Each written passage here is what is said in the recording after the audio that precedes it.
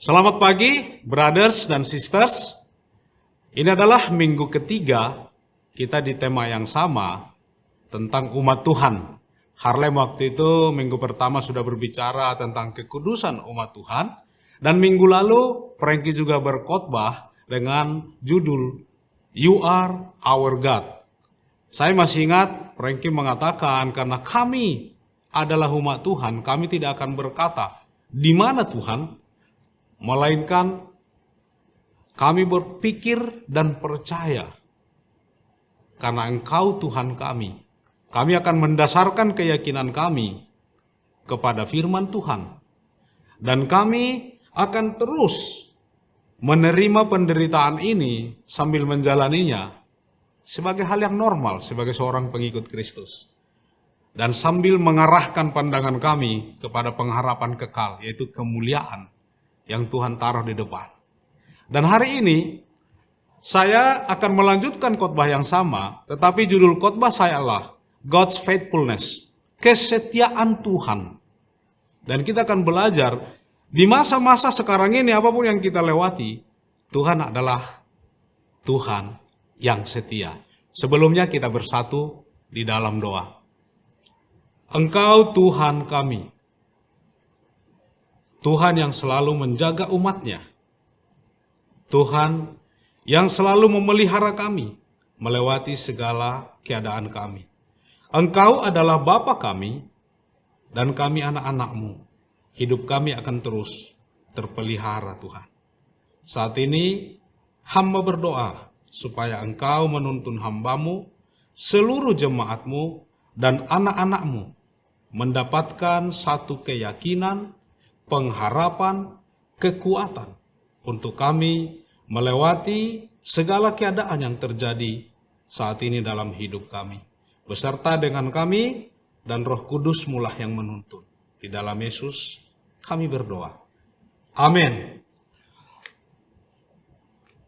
Yerusalem adalah lambang kedaulatan bagi bangsa Israel sebagai satu bangsa. Di Yerusalem ada istana raja, di Yerusalem ada bait suci.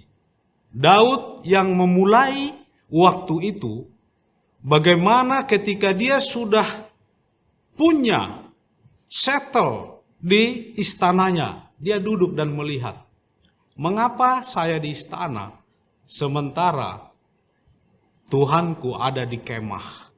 Dan dia datang kepada Nabi Nathan untuk dia mendirikan satu rumah, satu bait bagi Tuhan. Dan Tuhan tidak setuju Daud yang mendirikan, tapi dia setuju dengan ide itu, akhirnya Salomo yang mendirikan. Ketika Salomo mendirikan dan ditahbiskan, Tuhan mengatakan, itu adalah rumahku dan aku akan diam di tengah umatku Israel. Yerusalem adalah kedaulatan mereka sebagai bangsa dan juga kehadiran Tuhan di tengah mereka sebagai umatnya. Bangsa Israel waktu itu 10 suku mereka dibuang ke Asyur. Tinggal 2 suku di Yerusalem, yaitu Yehuda dan Benjamin. Tetapi mereka tetap disebut Israel karena tidak kehilangan kehidupan di Yerusalem. Ini tetap berdiri sebuah bangsa. Mereka tidak pernah tahu bahwa kehidupan ini bisa berubah tanpa Yerusalem. Tidak terbayang bagi anak-anak Israel turun-temurun. Tetapi waktu kita mempelajari kitab Yehezkiel di bulan ini yang terjadi. Di Yehezkiel 33 dikatakan Yerusalem telah hancur. Ada yang membawa berita ke pembuangan. Respon dari umat Israel ketika mendengar bahwa Yerusalem hancur. Bagi mereka ini adalah sama dengan kehancuran kehidupan. Kehancuran seluruh stabilitas yang mereka punya sebagai bangsa dan juga sebagai umat Tuhan. Karena sudah ratusan tahun mereka tidak pernah punya hidup tanpa ini. Pertanyaan mereka adalah, bagaimanakah kami dapat tetap hidup? Wow, keadaan bangsa Israel ini dan juga pertanyaan mereka sangat relevan dengan keadaan kita hari ini. Pandemi tanpa kita sadari, bentar lagi sudah akan 2 tahun. Sebagai dampak dari pandemi ini, banyak hal terjadi yang sepertinya itu bernilai kehancuran dalam hidup kita. Tatanan yang ada berubah, stabilitas hidup berubah. Apa yang kita rencanakan tiba-tiba dalam waktu singkat berubah. Dan kita berkata, bagaimanakah kami dapat hidup tanpa seluruh stabilitas yang kami sudah bangun itu? Dalam bulan-bulan terakhir ini, kita juga mendengar banyak saudara-saudari kita yang terpapar COVID. Ratusan sedang berjuang di rumah sakit untuk sehat. Dan kita juga mengalami saudara-saudari kita dan keluarga dari jemaat. Ada yang meninggal karena COVID ini. Kita berduka. Dan kita mungkin bertanya di dalam hati, bagaimanakah kami dapat hidup melalui semuanya ini? Itu COVID. Tetapi sebenarnya bukan hanya pandemi ini, dalam hidup kita kan selalu ada penyakit, kebangkrutan, kasus hukum, konflik hubungan, bahkan mungkin kekhawatiran-kekhawatiran atau ketakutan-ketakutan yang kita hidup dengan itu dan belum terselesaikan. Bagaimanakah kita hidup dengan semua situasi itu? Hari ini saya sangat suka apa jawaban Tuhan kepada umatnya. Jawaban Tuhan kepada umatnya, Yerusalem hancur, sekarang pindah dari Yerusalem, kita akan hidup di Babel. Tuhan katakan, kamu akan menjadi umatku, dan aku akan menjadi Allahmu. Bapak, Ibu, saudara-saudari yang terkasih, kalau kita ambil waktu mendengarkan kata-kata ini sebagai kata-kata Tuhan yang personal kepada kita di atas seluruh pergumulan kita, dan Tuhan berkata, kamu akan menjadi umatku dan aku akan menjadi Allahmu. Bukankah ini hidup? Bukan hidup yang berpusat kepada diri kita, tapi hidup yang berpusat kepada Tuhan itu sendiri. Yerusalem atau Babilonia, tempat keadaan bukan lagi menjadi stabilitas dan rasa aman kita. Tetapi Tuhan tetap Tuhan. Dan kita tetap umatnya. Bukankah ini sebenarnya yang memberikan kita satu stabilitas dan rasa aman? Perkataan ini diingatkan oleh Tuhan kepada umat Israel mengutip dari Keluaran 6 ayat 7. Dikontraskan. Aku akan mengangkat kamu menjadi umatku dan aku akan menjadi Allahmu. Supaya kamu mengetahui bahwa akulah Tuhan Allahmu yang membebaskan kamu dari kerja paksa orang Mesir. Wow, Tuhan ingatkan mereka ketika mereka menjadi budak di Mesir, dibebaskan Tuhan. Tetapi sekarang mereka lagi menuju ke pembuangan. Tetapi aku tetap Allah yang sama. Allah yang membebaskan kamu dari Mesir, aku juga Allah yang sama bersama kamu di Babilonia. Wow, itulah hidup yang mereka punya. Judul khotbah saya hari ini diambil dari sini, tentang kesetiaan Tuhan. Saya ambil dari Live Application Study Bible. Perhitungan waktunya ketika Israel keluar dari Mesir 1446 BC. Kemudian 586 kehancuran Yerusalem, dan itu di saat yang sama pembuangan ke Babel, itu gelombang ketiga. Yang terakhir dibuang semua, diangkut semua. 538 mereka kembali dari pembuangan, itu gelombang pertama. Kemudian dilanjutkan nanti gelombang kedua dan ketiga. Di 536 Bait Allah mulai didirikan, dibangun di Yerusalem setelah temboknya udah terbangun di masa Nehemia. Kemudian 516 Bait Allah selesai dibangun. Wow, tadinya yang hancur Bait Allah sekarang dibangun kembali. Ini melewati satu masa 930 tahun, hampir 1000 tahun. Zakaria, Nabi Zakaria, mengungkapkan kesetiaan Tuhan dengan kata-kata ini. Begitu indahnya. Dan aku akan membawa mereka pulang, supaya mereka diam di tengah-tengah Yerusalem. Maka mereka akan menjadi umatku, dan aku akan menjadi Allah mereka dalam kesetiaan dan kebenaran.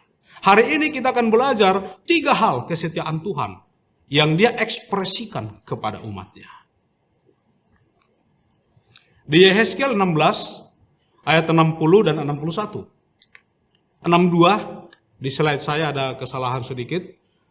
Tetapi aku akan mengingat perjanjianku dengan engkau pada masa mudamu, dan aku akan meneguhkan bagimu perjanjian kekal.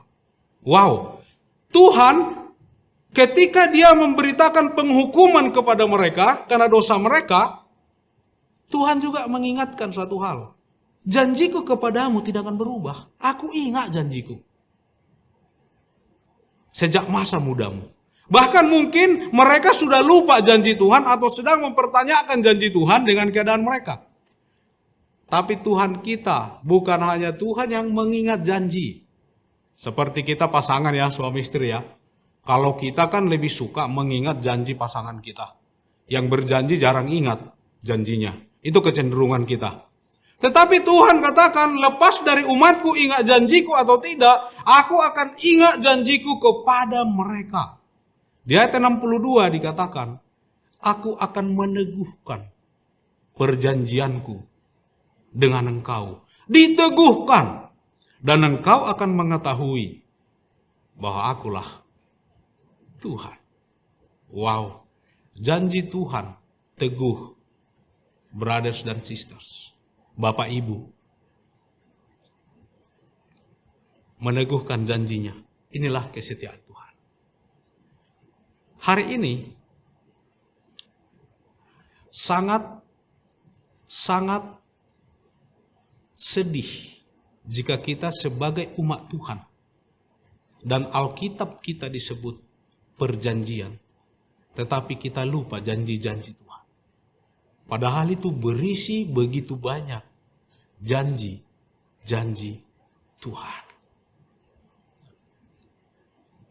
Saya mengalami juga masa COVID ini, saya juga terpapar positif 10 hari. Saya berada juga di isolasi di rumah sakit. Apa yang membantu saya? Waktu melewati hari itu, saya punya satu hari yang baru, tetapi hari yang saya hanya di ruangan kecil. Saya satu ruangan itu 5 yang sebenarnya kapasitasnya 3, tetapi menjadi 5. Hanya tempat tidur. Satu hal yang sangat membantu saya adalah, saya ingat janji Tuhan. Yang meneguhkan saya adalah janji penyertaan Tuhan. Bahwa apapun boleh terjadi, tapi Tuhan ada di sana bersama dengan saya. Kalau COVID itu eksis, virus itu eksis, saya percaya Roh Tuhan sudah lebih dahulu eksis ada di sana. Itu selalu membantu saya melewati hari demi hari selama 10 hari. Dan saya percaya itu membangun satu hal yang kuat di dalam pikiran kita. Pengharapan akan janji Tuhan. Bapak Ibu sekalian, saudara-saudari, apakah kita teguh hari ini karena kita berpegang pada janji Tuhan di tengah segala pandemi dan dampaknya hari ini? Biarlah janji Tuhan memenuhi pikiran kita dan kita akan tetap teguh. Amin. Kita lanjut di Yehezkiel 34 ayat 12. Seperti seorang gembala mencari dombanya. Pada waktu domba itu tercerai dari kawanan dombanya, begitulah aku akan mencari domba-dombaku dan aku akan menyelamatkan mereka dari segala tempat kemana mereka diserahkan pada hari berkabut dan hari kegelapan. Wow. Seorang gembala menggembalakan domba. Itulah Tuhan.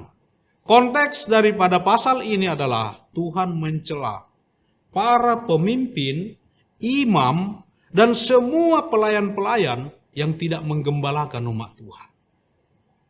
Ironis sekali, Tuhan katakan, kamu menggembalakan dirimu sendiri. Dan Tuhan berkata, aku sendiri yang akan menggembalakan domba-dombaku. Umat Israel berada di Babilonia, tetapi Tuhan juga ada di Babilonia. Dan dia tetap Tuhan yang menggembalakan mereka melewati masa-masa itu. Dan Tuhan katakan, aku akan menyelamatkan mereka dari segala tempat kemana mereka diserahkan. Bahkan pada hari berkabut dan hari kegelapan. Hari-hari di mana kita sendiri melihat sesuatunya tidak clear. Tetapi Tuhan selalu ada di sana menyelamatkan umatnya. Masa-masa yang kita alami hari ini, saya selalu katakan kepada teman-teman yang juga mereka bergumul sekali dengan pikiran mereka. Mungkin inilah masanya Tuhan menyelamatkan kita. Bukan dari keadaan, dari COVID, tapi menyelamatkan kita dari pikiran kita sendiri. Menyelamatkan kita dari cara kita berpikir. Menyelamatkan kita dari cara kita melihat segala hal. Tuhan selalu ada di sana. Punya inisiatif untuk menyelamatkan kita. Tuntunan Tuhan. Kita butuh tuntunan Tuhan. Melewati masa ini dari hari ke hari. Ini adalah pengalaman pertama bagi kita semua. Bahkan secara nasional dan global. Tapi apakah kita percaya tuntunan Tuhan dalam masa-masa seperti ini? Saya dalam waktu ini mau menghargai seluruh majelis kita, seluruh para medis yang berprofesi sebagai dokter, perawat, seluruh pemimpin-pemimpin grup kita, apakah itu diskusi Alkitab, grup kecil, bersinergi bersama seluruh pelayan. Membuat kita panduan COVID, membuat kita bisa dapat pemahaman yang benar, bukan hoax, bukan yang kita cari sendiri. Dan kita bersinergi satu sama lain, biar bagaimana kita bisa lewat situasi ini. Dan kita berjuang bersama bukan hanya memastikan orang itu tertangani dengan baik, tetapi semua dipastikan. Bahkan termasuk dampaknya. Saya bangga kepada seluruh brother sister juga, yang kita sangat kooperatif di sana. Vaksin, kita oke, itu pencegahan. Kita berjuang bersama. Kita bertanggung jawab bersama. Dan itu membantu kita. Bahkan hari ini, begitu banyak kabar baik saudara-saudari kita. Mereka sembuh dari COVID ini. Dan punya satu pengalaman keyakinan baru untuk menolong yang lain. Apakah kita melihat ini sebagai tuntunan Tuhan? Atau kadang-kadang kita merasa Tuhan tidak ada di sana. Padahal pertolongan Tuhan disediakan begitu detail. Banyak orang di sekitar kita yang menuntut. Termasuk saya bangga dengan negara kita, pemerintahan kita. Berkoordinasi juga. Membuat satu tuntunan. Saya percaya Tuhan yang menuntun mereka. Untuk memberikan kita instruksi melewati masa-masa pandemi ini. Hari ini, apakah kita makin sensitif akan firman Tuhan? Apakah langkah kita selalu dituntun oleh Tuhan? Saya bersyukur banyak kesaksian-kesaksian iman terjadi. Banyak orang-orang yang bahkan hilang di luar sana. Yang sebelumnya tidak mencari Tuhan, tapi setelah mereka mengalami pandemi ini, mereka merasakan panggilan dan tuntunan Tuhan dan mengambil keputusan untuk mereka bahkan secara serius mempelajari firman Tuhan. Dan mereka menemukan di masa-masa seperti ini tujuan hidup mereka yang Tuhan taruh dalam hidup mereka. Amin. Kita akan lewati bersama karena kita percaya Tuhan akan menuntun di sana. Di Yehezkiel 39 ayat 25, mereka menjalani hukuman pembuangan itu baru kira-kira separuh jalan dari 70 tahun. Tetapi Tuhan sudah berbicara kepada mereka tentang pengharapan, tentang pemulihan akan masa depan. Di ayat 25 dikatakan, oleh sebab itu beginilah firman Tuhan Allah. Sekarang aku akan memulihkan keadaan Yakub dan akan menyayangi seluruh kaum Israel, dan cemburuku timbul untuk mempertahankan namaku yang kudus. Amin. Kita bersyukur, kita bangga bahwa Tuhan kita yang setia itu juga adalah Tuhan yang kudus.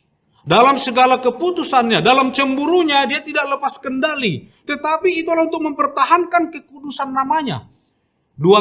Ada dua ayat di dalam kitab Yehezkiel. Aku melakukan semuanya ini bukan karena kamu, tetapi karena namaku yang kudus. Demi kekudusanku. Maksudnya adalah, kalau engkau adalah umatku, karena aku adalah Allah yang kudus, kuduslah. Apa maksudnya kudus? Berbeda kita dengan dunia, terpisah dengan dunia. Dan dikatakan Tuhan, aku akan memulihkan keadaan Yakub dan akan menyayangi seluruh kaum Israel. Di ayat 29, aku tidak lagi menyembunyikan wajahku terhadap mereka kalau aku mencurahkan rohku ke atas kaum Israel. Demikianlah firman Tuhan Allah. Setelah kita melalui masa-masa sulit bersama Tuhan,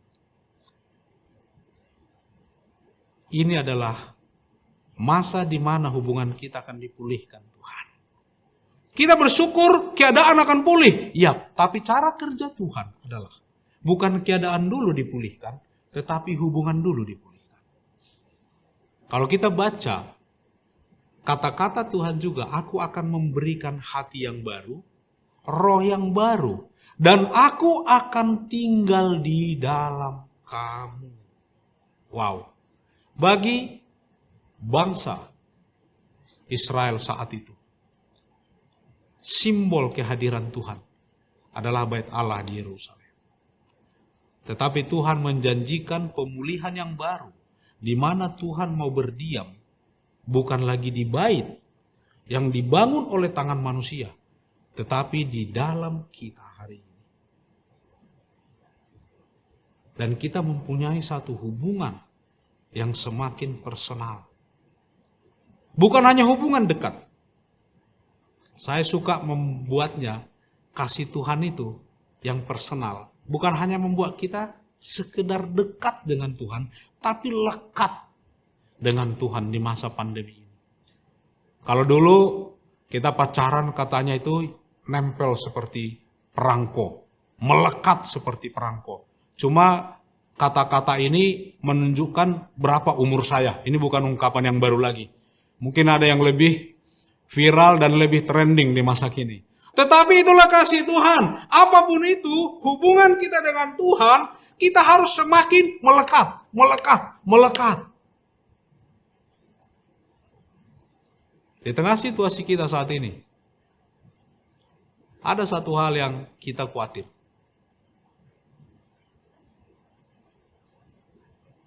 Kalau hubungan kita sama Tuhan tidak semakin dekat.